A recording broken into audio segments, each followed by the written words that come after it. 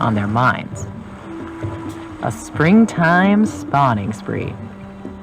These Atlantic horseshoe crabs gather by the millions along the east coast of North America, from Maine to the Gulf of Mexico.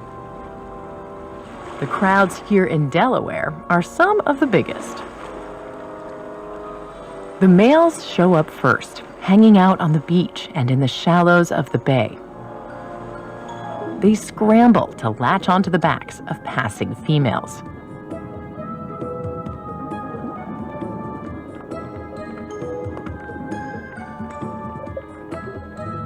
The females can be the size of dinner plates, way bigger than the males.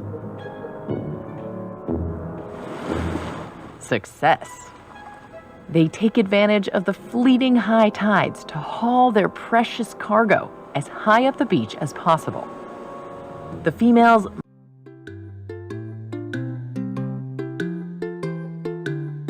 Latch On, Latch On,